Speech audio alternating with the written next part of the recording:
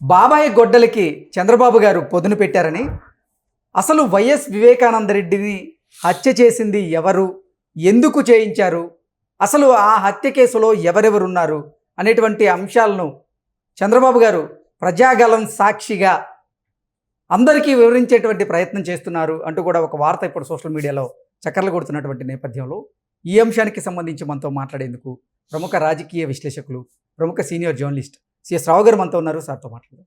Sir hi sir. Hello. బాబాయి గొడ్డలికి చంద్రబాబు గారు పొదును పెట్టారని, అందులో భాగంగానే అసలు వైఎస్ వివేకానందరెడ్డిని చంపింది ఎవరు, చంపించింది ఎవరు, ఈ హత్య కేసులో అసలు ఎవరెవరున్నారు, ఎందుకు ఈ హత్య చేయించాల్సి వచ్చింది అనేటువంటి అంశాలను చంద్రబాబు గారు ప్రజాగలం వేదికగా చేసుకొని అందరికీ వివరించేటువంటి ప్రయత్నం చేస్తున్నారు అంటూ కూడా ఒక వార్త ఇప్పుడు సోషల్ మీడియాలో చక్కర్లు కొడుతూ ఉంది. ఏంటి సార్, నిజంగా బాబాయి గొడ్డలికి చంద్రబాబు గారు పొదును పెట్టబోతున్నారా అంటే ఏం చెప్తారు? ఇప్పుడు ఒకవేళ కనుక గొడ్డలికి పొదును పెట్టి ప్రజల్లోకి తీసుకెళ్లి దాని గురించి వివరించకపోతే రాజకీయంగా చంద్రబాబు నాయుడు నష్టపోయే అవకాశం ఉంది. కారణం ఏంటంటే జగన్మోహన్ రెడ్డి మేమంతా సిద్ధం అని చెప్పి ఆయన బాబాయ్ గొడ్డలి వ్యవహారాన్ని బయటికి తీశారు. మా బాబాయిని చంపింది ఎవరు, కళ్ళ ముందే తిరుగుతున్నాడు చంపిన అతను, దీని వెనుక చంద్రబాబు నాయుడు ఉన్నారు, మా చెల్లెళ్ళకి చంద్రబాబు నాయుడు మద్దతు ఇస్తున్నాడు, మా చెల్లెళ్ళేమో నా మీద తిరగబడుతున్నారు, ఇవన్నీ మాట్లాడాడు ఆయన.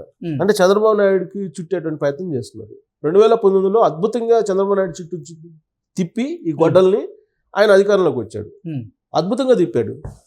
కానీ ఇప్పుడు పబ్లిక్ నమ్మే పరిస్థితుల్లో లేరు. అందుకని చెప్పేసి ఈయన కూడా గొడ్డలకు పొదును పెడుతున్నాడు. ఇప్పుడు 2019లో ఈయన పొదును పెట్టే లోపలే జగన్మోహన్ రెడ్డి దాన్ని ఎత్తుకెళ్ళిపోయాడు, గొడ్డల్ని వాడాల్సిన రీతిలో వాడేసి కుర్చీని ఆక్రమించేసాడు. కానీ ఇప్పుడు అదే గొడ్డలు ముళ్ళుని ముళ్ళుతోటి తీయాలంటారు, వజ్రాన్ని వజ్రంతో కోయాలంటారు. ఏదైతే జగన్మోహన్ రెడ్డి చెప్తున్నాడో దాన్నే అసలు ఏం జరిగింది అనేది ప్రజలకు వివరించాలనే ప్రయత్నం జగన్మోహన్ రెడ్డి ఏం చెప్తున్నాడు, దాంట్లో వాస్తవాలు ఏంటి అనేది చంద్రబాబు నాయుడు వివరించే ప్రయత్నం చేస్తున్నాడు. ఆయన మేమంతా సిద్ధం సభల్లో చెప్తుంటే చంద్రబాబు నాయుడు ప్రజాగలం సభల్లో చెప్తున్నాడు. ఈ ఇద్దరు కూడా ఎక్కడ చెప్పారు, రాయలసీమ వేదికగానే చెప్తున్నారు. అంటే దాని అర్థం ఏంటి, బాబాయ్ గొడ్డలి అనేది రాయలసీమలో ఈసారి ఎలక్షన్లో చాలా పొదునుగా పనిచేయబోతుంది అనేది మనం అర్థం చేసుకోవచ్చు. లేదంటే ఇద్దరు ఈ అంశాన్ని ఎందుకు ప్రస్తావిస్తారు ప్రత్యేకించి? రాష్ట్రానికి సంబంధించిన అనేక అంశాలు ఉన్నాయి, బట్ బాబాయ్ గొడ్డల్ని ఎందుకు ప్రస్తావించాలి అని అంటే జగన్మోహన్ రెడ్డి 2019 మాదిరిగానే ఈ బాబాయ్ గొడ్డలను ఉపయోగించుకొని అనుకూలంగా మలుచుకునే ప్రయత్నం చేస్తున్నాడు అనేది అర్థమైపోయింది. 2019లో జరిగినట్టు తప్పు మరోసారి జరగకుండా ఉండాలి అని చెప్పి చంద్రబాబు నాయుడు ఆ గొడ్డలకు పొదును పెడుతున్నాడు. ఏంటి అని అంటే ఈ గొడ్డల వ్యవహారంలో, బాబాయ్ గొడ్డల వ్యవహారంలో జగన్మోహన్ రెడ్డి ఉన్నారు. జగన్మోహన్ రెడ్డి 2019లో అబద్ధాలు చెప్పి ఈ కేసుని తెలుగుదేశం పార్టీ వైపు తిప్పి తెలుగుదేశం పార్టీ మీద అనుమానాలు వ్యక్తం చేసి లబ్ధి పొందాడు జగన్మోహన్ రెడ్డి 2019లో.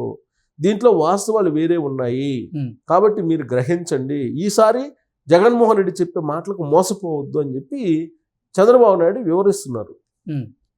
వివరిస్తూ ఆయన ఏం చెప్పాడంటే, ఎవరైతే వివేకానంద రెడ్డిని మర్డర్ చేయించారో ఆయన్ని పక్కన నుంచోబెట్టుకొని ఎన్నికల ప్రచారం చేస్తున్నాడు జగన్మోహన్ రెడ్డి, మీరందరూ గమనించండి అని చెప్పి ప్రజలకు చెప్తున్నారు.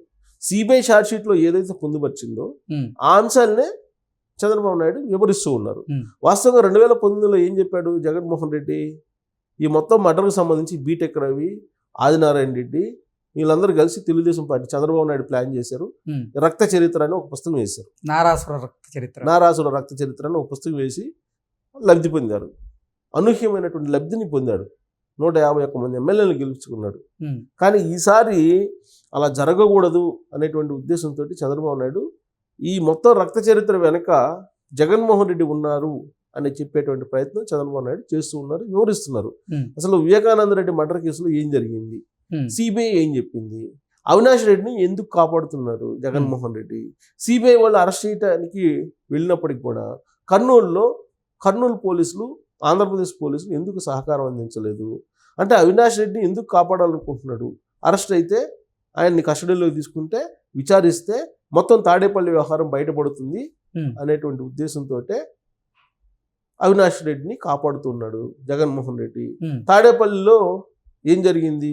తాడేపల్లిలో నుంచి ఫోన్లు ఎన్ని వచ్చినాయి, తాడేపల్లి నుంచి ఫోన్ చాటింగ్లు, వాట్సాప్ చాటింగ్లు ఎన్ని వచ్చినాయి, ఎవరి దగ్గర వచ్చినాయి, ఎవరి దగ్గర నుంచి వచ్చినాయి, ఇవన్నీ బయటకు వస్తాయి అని చెప్పి ఉద్దేశంతో అవినాష్ రెడ్డిని కాపాడుతున్నాడు జగన్మోహన్ రెడ్డి. ఈ 5 సంవత్సరాల్లో ఉమ్, ఆయన రాష్ట్రానికి ఏదైనా చేసింది ఏదైనా ఉందంటే ఏమీ లేదు. కేవలం ఆయన బాబాయ్ గొడ్డల కేసు, ఆయన సిబిఐ కేసులు, ఈ రెండింటి నుంచి తప్పించుకునేదానికి మీరిచ్చినటువంటి అధికారాన్ని ఉపయోగించుకుంటున్నాడు అని చెప్పి ప్రజలకి చంద్రబాబు నాయుడు వివరించేటువంటి ప్రయత్నం చేస్తూ ఉమ్, మదనపల్లిలో ఆయన ఈ బాబాయ్ గొడ్డలకి మరింత పదును పెట్టాడు. ఉమ్, మరింత పదును పెట్టి ఒకవైపు సునీతారెడ్డి, ఇంకొక వైపు షర్మిల, మరోవైపు సౌభాగ్యమ్మ, ఉమ్, ఇంకొక వైపు దస్తగిరి, వీళ్ళందరూ ఏం చెప్తున్నారు? జగన్మోహన్ రెడ్డి ఏం చెప్తున్నాడు? ఉమ్, సిబిఐ ఏం చెప్తుంది? వీటన్నిటి గురించి మాట్లాడుతూ ఇలాంటి సీఎం జగన్మోహన్ రెడ్డి అవసరమా? ఉమ్, మీరు ఆలోచించండి అని చెప్పి చంద్రబాబు నాయుడు బాబాయ్ గొడ్డల్ని జగన్మోహన్ రెడ్డి మీద విసిరాడు. జగన్మోహన్ రెడ్డి వైపు మళ్లించాడు. ఉమ్, అంతకుముందు ఎన్నికల్లోనేమో ఆ బాబాయ్ గొడ్డల్ని చంద్రబాబు నాయుడు మీదకి మళ్లించాడు జగన్మోహన్ రెడ్డి. ఉమ్, ఈసారి అదే గొడ్డల్ని ఇప్పుడు జగన్మోహన్ రెడ్డి మీద మళ్లిస్తున్నాడు చంద్రబాబు నాయుడు. ఉమ్, కానీ అక్కడ ఏం జరిగింది అనేది అక్కడ ప్రజలకు తెలుసు. ఉమ్, జగన్మోహన్ రెడ్డి అనుకుంటున్నాడు తాను చెప్పిందే నమ్ముతారు అక్కడ ఉండేటువంటి జనాలు అని. నమ్మారు, ఉమ్, ఒకసారి నమ్మారు. మళ్ళీ సిబిఐ ఎంక్వైరీ చేసి సిబిఐ షార్ట్ షీట్ వేసిన తర్వాత కూడా మళ్ళీ అదే కథ చెప్తే ఉమ్, ఇంకా ప్రజలు నమ్ముతారని చెప్పి అనుకుంటున్నాడు. అందుకే ఆయన పైన దేవుడు, కింద ప్రజలు ఉన్నారు, నాకు ఇంకెవరు అవసరం లేదు అని చెప్పి. పైన దేవుడు ఉన్నాడు, కింద ప్రజలు ఉన్నారు. సరైనటువంటి సమయంలో సరైనటువంటి విధంగా నిర్ణయం ఉంటుంది డెఫినెట్గా.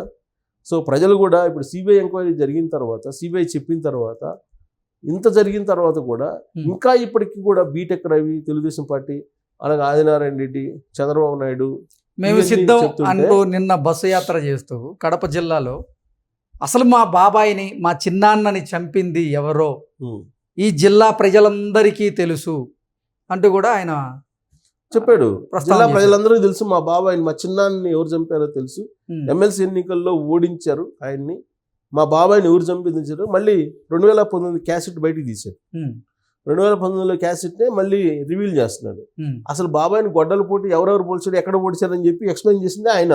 ఉమ్, అది బయటికి రాకముందే ఎన్ని పూట్లు పొడిచారు. ఎన్ని పోట్లు పొడిచారు అన్నీ చెప్పింది జగన్మోహన్ రెడ్డి అనేది అందరికీ తెలుసు. ఉమ్, ఆయన ఎలా తెలుసు? సిబిఐ చెప్పిందా? ఉమ్, పోలీసులు చెప్పారా? వీళ్ళెవరు చెప్పకుండానే ముందే మొత్తం ఎక్స్ప్లెయిన్ చేశారు కదా. ఉమ్, వెనక ఒక పోటు పొడిచారు, పక్కన ఒక పోటు పొడిచారు, ముందు ఒక పోటు పొడిచారు, ఇవన్నీ చెప్పింది ఆయనే కదా. ఉమ్. బెడ్రూమ్ నుంచి లాక్కొచ్చారు, ఇన్ని గొడ్డల వెయిట్లు ఉన్నాయి. ఎన్ని కుట్లు వేసారు, ఉమ్. ఎన్ని గొడ్డలు పెట్టలు, ఎన్ని చెప్పింది ఆయనే కదా. చూసినట్టు చెప్పారు కదా మొత్తం. మరి ఎవరు చెప్పారు ఆయనకి? అప్పటికైతే సిబిఐ చెప్పలేదు, పోలీసులు చెప్పలేదు. ఎవరు అంటే చెప్పారు? దర్యాప్తు సంస్థలు ఏ నిజాలు బయట పెట్టక ముందే జగన్మోహన్ రెడ్డికి అన్ని తెలిసిపోతుంటాయి తెలుసు. అంటూ కూడా కొన్ని వార్తలు వస్తాయి. అది చెప్పారు కదా తెలుగుదేశం వాళ్ళు. అదే మరి ఎలా తెలిసింది అడుగుతున్నారు కదా. ఉమ్, అడుగుతున్నారు కదా. అందుకే తాడేపల్లి ప్యాలెస్కి ఉన్నటువంటి లింకులు ఏంటి బయట పెట్టాలి ఉమ్, అని చెప్పి తెలుగుదేశం వాళ్ళు కూడా అడుగుతున్నారు. ఇప్పుడు ముందు తాడేపల్లి దాకా వెళ్ళింది కదా. ఉమ్, తాడేపల్లి ప్యాలెస్లోకి అయితే వెళ్ళింది, అంతఃపురంలోకి అయితే వెళ్ళింది కదా. ఉమ్, ఈ అంతఃపురం రహస్యం ఏందో బయట రావాలి అని చెప్పి అదే కదా అడుగుతుంది. అంతఃపుర రహస్యాన్ని సిబిఐ వాళ్ళు బయట పెడితే కాదంటున్నారు కదా వీళ్ళు. ఉమ్, మరి అసలు అంతఃపుర రహస్యం బయటపడాలంటే ముందు అవినాష్ రెడ్డి అరెస్ట్ చేయాలనేది ఆయన చెప్తున్నారు. ఓకే.